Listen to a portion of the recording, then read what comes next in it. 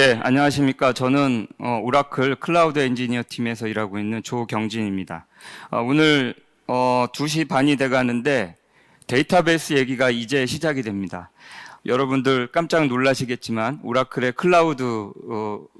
어떻게 클라우드 회사로서 면모를 가시하고 있는지, 그리고 생성형 AI와 관련된 이런 AI 인프라와 같은 여러 가지 것들을 계속 설명하느라고 저희 이제 오라클 데이터베이스 얘기를 하게 됐습니다. 오늘 제목은 Converged for Modern Apps and AI라는 내용인데요. 우리 모던 앱 개발과 그리고 AI 기술을 활용하는 데 있어서 저희 23C의 컨버지드 기능이 어떠한 역할을 가지고 있는지에 대한 부분을 말씀드릴 거고요. 특히 오늘 주제와 같이 23C의 새로운 버전에서 어떠한 내용들이 탑재되었는지 이러한 부분도 상세하게 말씀드리려고 합니다. 예, 오늘 제가 진행될 순서는요, 우선 저희의 오라클 데이터 관리의 비전에 대해서 먼저 말씀드리고, 이 비전을 실행하는 데 있어서 컨버지드가 가지고 있는 의미를 잠시 말씀드린 다음에 이러한 비전을 실행하는 전략적인 부분에 있어서 오라클 23C가 어떠한 피처들로서 이 전략을 실제로 구체화하고 있는지 이러한 부분으로 넘어가겠고요. 마지막으로 오늘의 또 핵심 주제 중에 하나죠. AI와 관련된 내용들을 설명드리면서 마무리할 예정입니다. 오라클 비전을 말씀드리기 전에 현재 이 모던 앱의 데이터의 생태계들을 보실 수가 있습니다. 뭐 다들 아시는 부분이라 길게 말씀을 드리진 않겠지만은 이 다양한 어플리케이션들, 다양한 환경, 다양한 비즈니스들이 만들어지면서 데이터의 종류라든가 이것을 분석하는 타입들이 굉장히 다양해지고 있습니다. 이것들은 현대화된 그리고 지능화된 앱들을 개발하는 데 있어서 복잡성을 가중시키는 요인이기도 합니다. 각각의 이 타입이나 포맷에 맞는 데이터들을 이제 개발자들은 선택을 하게 되어 있고 그 포맷에 맞는 데이터베이스를 선택하고 이런 식으로 이루어져 오고 있습니다. 또 거기에 따른 분석에 대한 어려움들도 많이 있는 것 같습니다. 자, 이것을 해결하기 위해서 그러면 어떤 오라클 비전을 가지고 있는지를 한번 보도록 하겠습니다.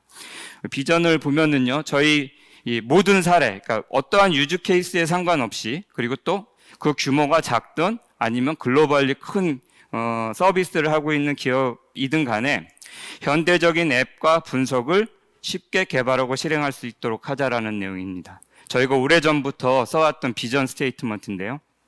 여기에서 중요한 것은 개발과 실행이라는 것입니다. 앞서 얘기한 것처럼 현재 이 클라우드 환경에서 여러 가지 이 개발들이, 그리고 디지털 전환을 위해서 여러 가지 개발들이 이루어질 때 이 개발에 대한 관점, 개발자의 힘들이 예전보다 많이 강화되었습니다.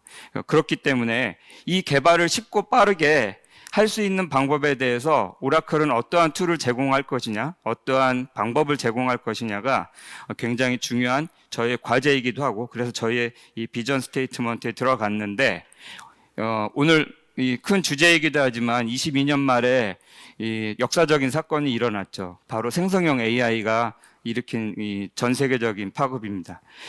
저희도 그래서 이 부분 스테이트먼트가 바뀌었는데요. 앱을 생성하도록 도와주자. 과연 그렇다면 어플리케이션을 생성한다라는 의미가 무엇인지 앞서서 많은 설명을 들으셨겠지만, 저희는 오늘 데이터베이스 안에서의 그러한 특징들을 구현하는 방법에 대해서 한번 알아보도록 하겠습니다. 컨버지드 데이터베이스 얘기가 이전부터 계속 반복해서 이제 말씀을 드리게 되는데, 이제 융합형 데이터베이스라고 하는데요. 이 컨버지드 데이터베이스는 이게 하나의 제품명이 아니고요. 오라클 데이터베이스가 가지는 특징을 얘기합니다. 그러니까 저희의 특징이 컨버지드 데이터베이스라는 거죠. 그리고 이 컨버지드 데이터베이스의 구현체가 바로 오토노머스 데이터베이스입니다. 이 두 가지의 특징은, 하나는 컴플리터라는 완전체, 이것은 앞서 얘기한 다양한 최신의 데이터의 유형들을 어떻게 담아낼 수 있는지, 그리고 또 OLTP든 분석 업무든 배치 업무든 여러 가지의 워크로드 형태를 어떻게 다 담아낼 수 있는지, 이것들을 융합적으로 하나의 데이터베이스에서 모두 실행할 수 있다라는 의미를 가지고 있고요. 심플이라는 것, 이러한 것들이 컨버지드가 관리가 복잡해지고 점점 어려워지는 것이 아니라 자율운행 시스템처럼 뒤에서 자율적으로 관리하고 패치를 관리하고 성능을 관리하는 이러한 형태로 되기 때문에 이제 개발자들은 관리적인 업무에서 그러니까 물론 DBA든 그리고 개발자든 이런 관리적인 업무에서 벗어나고 좀 더 쉽게 데이터베이스를 활용할 수 있다라는 의미입니다. 앞서 얘기한 그 데이터 중심의 어플리케이션은 잠시 샘플을 보자면 이렇게 뭐 주문 데이터 같은 경우 그리고 또 카탈로그 데이터의 제이슨이라든가 기존의 RDB와 제이슨 데이터라든가 또 센서 데이터를 통해서 오는 여러 가지 정보들, 그다음에 스파셜과 같은 지리 정보 같은 것들, 그리고 추천 서비스라든가 기타 사기 방지를 위한 그래프 방식이라든가 이런 것들을 각각 개별적으로 다 시스템을 둘 수가 없습니다. 지금 현재로서는 그렇게 할 수밖에 없죠. 근데 저희 컨버지드 데이터베이스에서는 바로 이러한 것들을 한 곳에서 다 처리할 수 있는 그러한 능력을 가지고 있다라는 부분으로 예시 화면을 한번 보여드렸습니다. 저희가 이 구체적인 기능을 말씀드리기 이전에 한번 버전에 대해서 한번 말씀드리려고 합니다. 23C는 위에 보시면 이제 롱텀 서포트 릴리스라고 하는데요. 이 부분에 대해서 뒷장에서 간략히 설명드리고 오늘 23C에 이 데이터베이스에 여러 가지 피처들이 있는데 이 중요한 피처들을 한번 그림으로 표현을 해보았습니다. 23C는 앞서 얘기한 것처럼 장기 지원 롱텀 서포트 릴리스 버전이라고 하는데요. 이것은 5년 동안의 프리미어 서포트와 그다음에 3년간의 익스텐디드 서포트를 가지고 있는 주요 버전입니다. 각각의 롱텀 릴리스 사이에는 이노베이션 버전이라는 그 버전이 들어가 있고요. 지금 현재 나와 있는 19C 롱텀 릴리스 이후에 나온 23C가 이후의 롱텀 릴리스입니다. 이전 버전의 릴리스를 가지고 계셨던 고객께서는 19C나 21C 이 단계를 거치셔서 업그레이드를 하셔야 되기 때문에 이 부분은 파트너 엔지니어 분들이나 저희 오라클 엔지니어 분들의 같이 협의를 하셔서 미리 준비를 하시면 좋을 것 같습니다. 이제 본격적으로 23C의 새로운 기능에 대해서 설명드리기 전에 우선 23C의 가장 특징적인 한마디가 뭐냐? 바로 앱 심플입니다. 앞서 말씀드렸던 것처럼 어플리케이션을 어떻게 단순하게 개발할 건지가 23C의 핵심적인 기능의 주요 씀이라는 거죠. 그렇다면 모던화된 어플리케이션을 어떻게 개발할 건지 결국은 이제 앞서 설명드렸던 거는 이게 이제 결국에는 AI의 이 활용과도 연관이 되는데 그렇다면 어떤 피처들이 그런 것들을 가지고 있는지 말씀드리도록 하겠습니다. 이 화면은 GA 된 내용에 대해서 잠깐 설명해 드리기 위해서고요. 지금 OCI 베이스 데이터베이스 저희 클라우드 안에 매니지드 서비스로 운영되고 있는 데이터베이스 서비스에서 GA 되었고 몇 가지 이제 주요 특징들을 좀 한번 나열해 봤습니다. 상세한 특징들은 뒤에서 다시 말씀드리겠습니다. 저희 오라클 데이터베이스의 이 데이터와 앱데브의 미래 전략이라는 부분인데요. 여기에서 의도를 서술하는 것으로 데이터 솔루션을 생성한다. 이게 말이 되게 어려운데 이 얘기는 내가 무엇을 원하는지를 말로 하면 말이라는 표현은 이제 제가 말하는 음성을 얘기하는 게 아니라 이제 문장의 표현입니다. 서술을 하게 되면 이걸 통해서 데이터 시스템이 데이터를 자동으로 답을 가져다 줄 수 있는 이러한 것을 의미합니다. 이것을 만들기 위해서는 세 가지 전략이 필요한데요. 하나는 사용 중심의 데이터 생성. 이것은 데이터를 어떻게 접근할 것이냐. 그러니까 결국은 나는 제이슨 방식으로 보고 싶어요. 나는 그래프 방식으로 보고 싶어요. 이렇게 개발자들의 개발 의도에 따라서 다른 방식으로 보고 싶겠죠. 그 의도와 그다음에 사용 의도. 이 데이터가 과연 어떠한 것으로 사용이 되고 있는지에 대한 궁극적인 속성을 파악하는 용도를 지정하는 그러한 내용이라고 보실 수가 있고요. 두 번째는 이러한 것을 바탕으로 쉽게 어플리케이션을 생성하는 것. 오전에 로우코드 관련된 내용 잠시 나왔지만 저희의 에이펙스와 관련된 내용입니다. 세 번째는 생성형 AI가 이러한 기능들을 이용해서 쉽게 기반으로 해서 생성형 AI를 통해서 쉽게 답을 구할 수 있는 그러한 내용입니다. 이 내용 중에서 데이터의 접근 의도라든가 그 다음에 사용 의도에 대해서 거기에 해당되는 피처들 몇 가지를 말씀드리겠습니다. 첫 번째는 제이슨 형식에 관련된 것이고요. 두 번째는 그래프에 관련된 것입니다. 데이터베이스 내에 하나의 저장 방식을 가지고 여러 개의 이 타입으로 표현을 할 수 있는 그러한 구조입니다. 이전에는 제이슨을 다루려면 제이슨 방식으로 저장을 해야 되죠. 각각의 데이터 스토어가 별도로 존재했어야 됩니다. 두 번째는 사용 의도에 대한 건데 과연 데이터가 이 컬럼이 이 테이블이 이 오브젝트가 무엇을 의미하는지를 알려주는 것들이 필요합니다. 그리고 거기에 해당되는 제약 조건들이 어떠한 것들이 있는지를 알려주는 것들, 그런 것이 SQL 도메인과 애노테이션 기능입니다. 이 부분은 뒤에서 다시 상세하게 설명드리겠고요.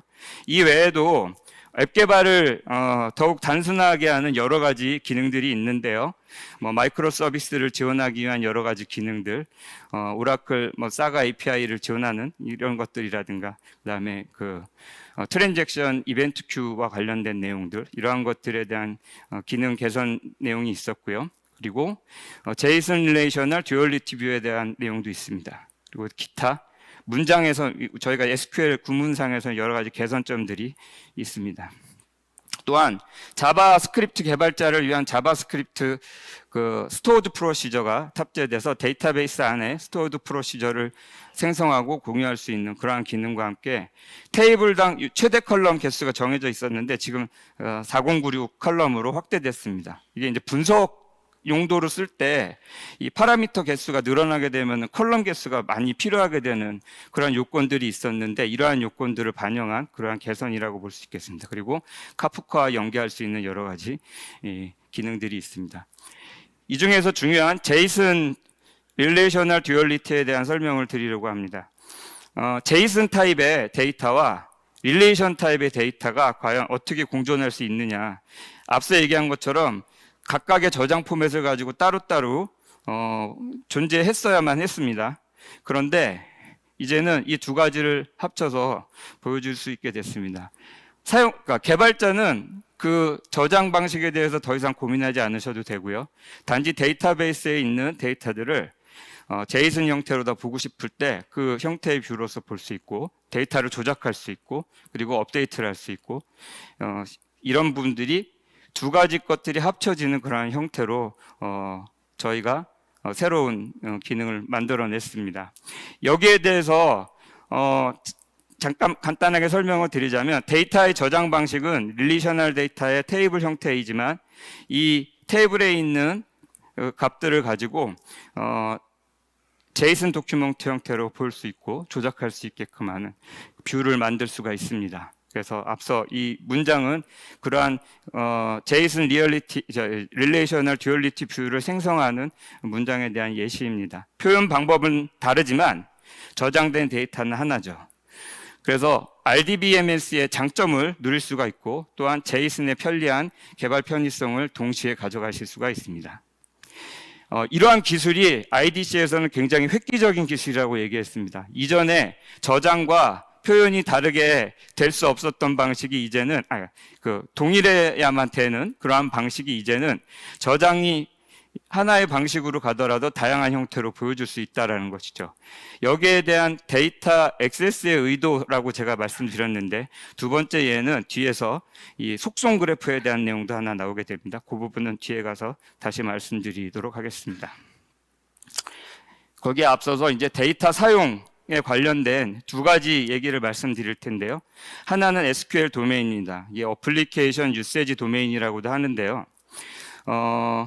기존 데이터 타입에서 이제 여러 가지 타입이라든가 제약 조건, 그다음 형식, 그다음에 소팅 방법 이런 것들을 도메인이라는 하나의 객체로 만들어서 관리를 하실 수가 있습니다. 예를 들면 이메일 주소라든가 신용카드 정보, 그다음에 우편번호 등등등 저희가 사실상 타입으로는 넘버 타입이라고 하지만 그 넘버가 가지는 의미가 뭔지를 모르죠. 이게 주민번호인지 아니면은 이게 사번인지 어떤 건지 우리는 보통 컬럼명을 보고 그렇게 알게 되겠지만 이런 것들이 그 데이터가 들어갈 때 이 데이터들이 어떠한 형식을 가져야 되는지에 대한 제약 조건을 두고 얘를 도메인으로 생성을 할 수가 있습니다. 이것과 함께 사실 중요한 기능 중에 하나가 또 뭐가 있냐면 애노테이션입니다. 이게 주석이라는 의미죠. 이 주석이 단지 커멘트를 달아서 뒤에 이것은 뭡니다라는 주석이 아니라 저희의 이 테이블이라든가 인덱스 그리고 앞서 얘기한 도메인 같은 것에 이 주석 정보를 달아넣게 됩니다. 이것은 딕셔너리 안에 저장이 되어 있습니다. 이 얘기는 뭐냐면 이 정보를 이용해서 이 데이터의 속성을 알 수 있다는 거죠. 그러면 이후에 이걸 어떻게 왜 사용할까요? 어떤 데 사용을 하게 될까요? AI가 데이터를 알게 되는 거죠. 그래서 각각의 오브젝트 안에 있는 그 의미의 정보들을 우리가 주석을 통해서 전달해 줄 수 있는 그런 밑바탕이 되는 기술이 아닐까 저는 개인적으로 그렇게 생각합니다. 그래서 이 데이터 모델에 대한 정보에 대한 부분들을 딕셔너리에 이렇게 담아두면 앞서 얘기한 여러 가지 이 기능들을 통해서 우리는 데이터에 대해서 좀 더 깊숙한 정보를 알게 됩니다. 이전에 어떻게 보면 메타 정보를 뭐 새로 관리해야 된다고 하나 이렇게 따로 다른 레이어에서 메타 정보 관리 시스템이 필요했는데 데이터베이스 안에 이러한 정보들을 담아낼 수 있는 것들입니다. 이 외에도 분석과 관련된 여러 기능들이 있고요. 이 부분은 상세하게 설명을 드리지는 않겠고요. 시간 관계상. 이 중에서 제 엄지척해서 번쩍거리는 게 이제 제가 설명을 드릴 내용인데 머신러닝과 관련된 여러 가지 개선 사항들과 함께 그래프와 관련된 정확하게 얘기하면 속성 그래프와 관련된 새로운 기능에 대한 얘기입니다. 기존에 테이블, 그러니까 저희가 이 릴레이셔널 데이터로서 저장되어 있는 이 각각의 오브젝트들을 그러니까 이 컬럼이라든가 이런 것들을 그래프로 연결하는 구조입니다. 일종의 캡슐화 시키는 거죠. 그래서 프로퍼티 그래프를 생성을 하게 되면 저희가 RDBMS에서 굉장히 어려웠던 분석 중에 하나가 이런 그래프 분석들입니다. 예를 들어서 사기 방지를 위해서 계좌 간에 돈이 막 이동되는데 이걸 SQL로 구현을 하려면 아마 머리에 쥐가 날 수도 있을지 모릅니다. 이거 보통 그래프라든가 저희가 이제 무슨 소셜 미디어에서 어떤 관계에 대한 부분들을 분석한다든가 이렇게 그래프를 쓰죠. 이 프로퍼티 그래프를 지금 데이터베이스에 있는 그 데이터를 바탕으로 해서 새롭게 그러니까 생성을 해내고 저희가 분석을 할 수 있습니다. 버텍스라는 것, 그 다음에 엣지라는 것. 버텍스는 일종의 끝단의 노드라고 볼 수 있고요. 그 관계에 대한 설정 그리고 그 속성, 그러니까 프로퍼티에 대한 부분들을 지정해 놓으면 저희가 이제 이 그래프 분석과 같은 것들을 사용하실 수가 있고 이것은 SQL PGQ라는 표준 SQL을 통해서 저희가 검색을 할 수 있기 때문에 이 표준 SQL을 활용하는 여러 데이터베이스에도 이식성이 좋은 그러한 피처라고 볼 수 있겠습니다. 오라클 엔터프라이즈 데이터베이스를 가지고 있기 때문에 여러 가지 보안의 요소에 대한 여러 가지 신기능들도 추가되었습니다. 그래서 저희 프리빌리지 권한 설정을 할 때 스키마 레벨로 준다든가 그다음에 또 새로운 룰이 하나 생겼는데 개발자 룰이라는 디벨로퍼 룰이 생겼습니다. 그리고 데이터베이스 자체 이 커널 안에 방화벽을 심어 놓은 그러한 기능이 있고요. 또 하나는 앞서 얘기한 저희 애저와 관계가 굉장히 친밀하죠. 저희 애저의 액티브 디렉토리 호스트 2를 이용한 이런 통합 기능들이 있습니다. 그러면은 예를 들어서 오라클 데이터베이스와 애저의 파워 BI를 연결한다든가 직접적인 인증을 통해서 연결할 수 있는 그러한 것들에 대한 기반을 제공해 줄 수 있다고 볼 수 있습니다. 제가 이제 SQL 파이어월을 하나를 뽑아왔는데요. 이전에도 SQL 파이어월이 있었는데 이제 다른 레이어에서 동작을 하게 됐습니다. 현재 이 23시의 새로운 기능은 이것이 방화벽 기능이 이제 엔진 안으로 빌트인 돼 있다라는 것입니다. 그래서 이제 우회를 할 수가 없습니다. 어플리케이션, 그러니까 예전에 SQL 파이어월 기능들이 우리 SQL 인젝션과 같은 여러 것들을 방어하는 데 굉장히 효율적이었고요.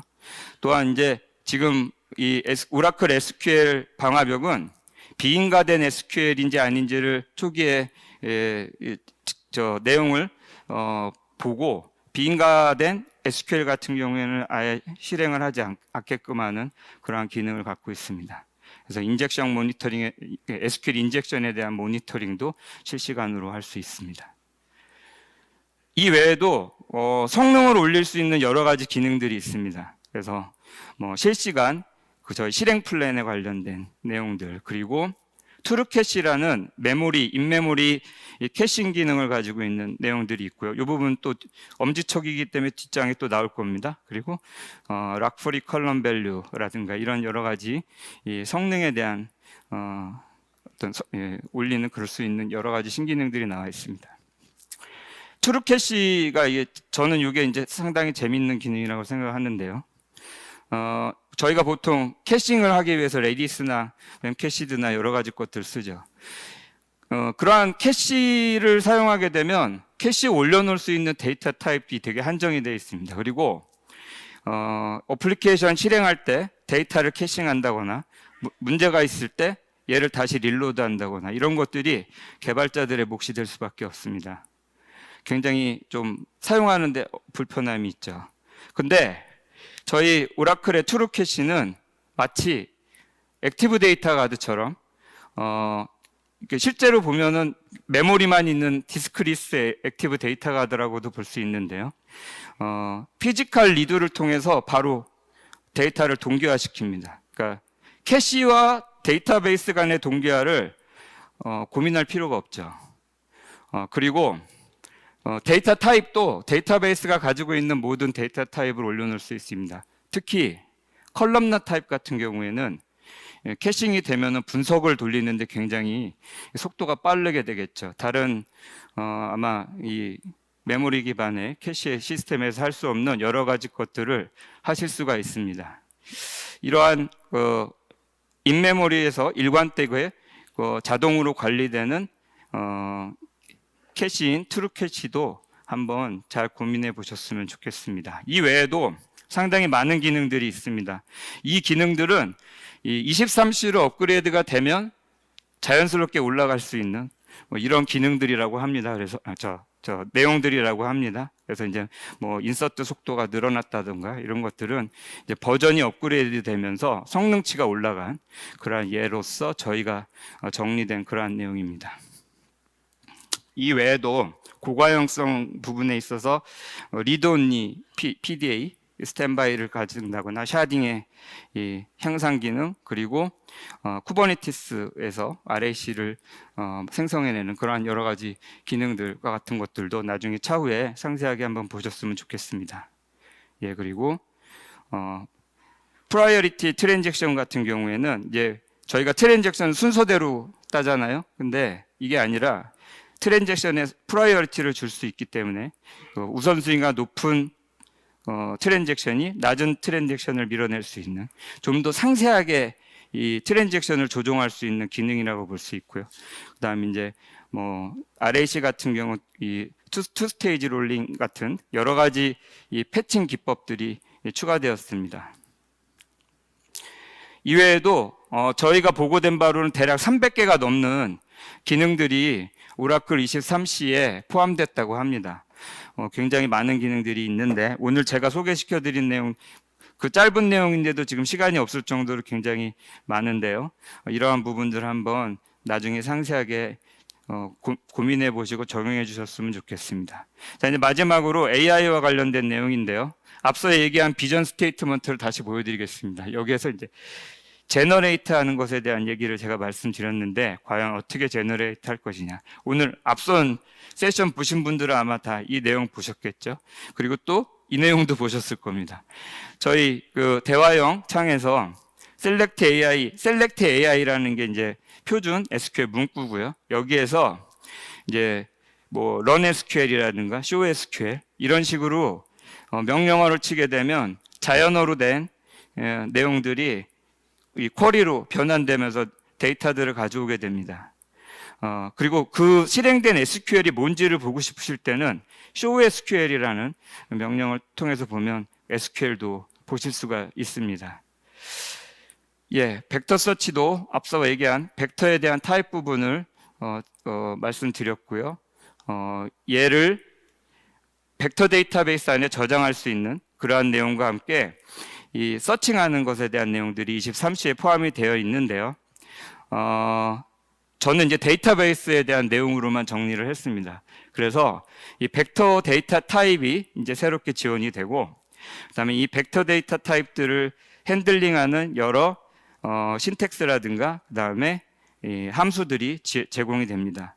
그리고 앞서 얘기한 이 AI 검색과 관련된 여러 가지 검색 인덱싱에 대한 것들을 제공하고 있습니다. 이 부분은 앞서 말씀을 드렸기 때문에 상세하게 말씀드리진 않겠고요. 이거는 이제 데이터베이스에 이러한 벡터 서치가 탑재되면서 얻을 수 있는 효능이라고 할 수 있는데요. 굉장히 확장성이 넓어질 수가 있습니다. 그래서 RAC라든가 샤딩을 통해서 물리적인 장소에 또는 가용성에 그다음에 이 스케일러빌리티의 확장성을 넓힐 수가 있고, 결국 데이터베이스 안에 있는 이러한 정보들을 굉장히 큰 범위로다가 넓힐 수 있는 그러한 기반이 되는 거죠. 오라클 데이터베이스가 그러한 기반을 주고 있다라는 내용입니다. 이 장표가 사실 되게 중요한 장표인데, 그러면 이 컨버지드 된 데이터베이스, 통합된 데이터베이스를 통해서 효율성을 높였고, 그리고 관리를 용이하게 하고, 그리고 개발을 용이하게 하고, 저희가 앱심플이라는 말씀을 드렸죠.